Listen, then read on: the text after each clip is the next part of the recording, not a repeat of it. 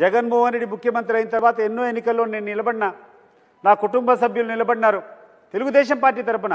నేనేం వైఎస్ఆర్ కాంగ్రెస్ పార్టీ కాదు, ఆ రోజు తెలుగుదేశం పార్టీ తరపున నిలబడినా.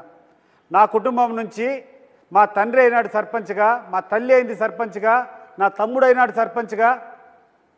ఈరోజు ఎవరైతే ఇన్ఛార్జ్గా ఉన్నాడో బీటెక్ రవి, వాళ్ళ యొక్క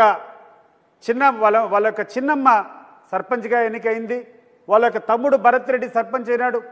ఈరోజు యాక్టివ్గా తెలుగుదేశం పార్టీలో ఉన్నటువంటి పేర్ల పార్సాద్ రెడ్డి వాళ్ళ తల్లి సర్పంచ్గా గెలిచింది.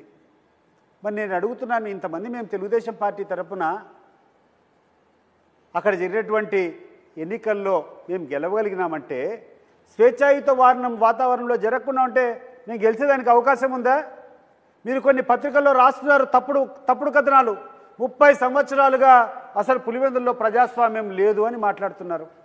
ఈ రాతలు రాసినటువంటి పత్రికలకు ఈ యొక్క వార్తలు ప్రసారం చేసేటువంటి ఛానల్స్ నేను అడుగుతున్నాను, ఒకవేళ 30 సంవత్సరాల నుంచి పులివెందుల్లో పూర్తి అక్రమాలుంటే మేమందరం గెలిచినటువంటి వాస్తవమా?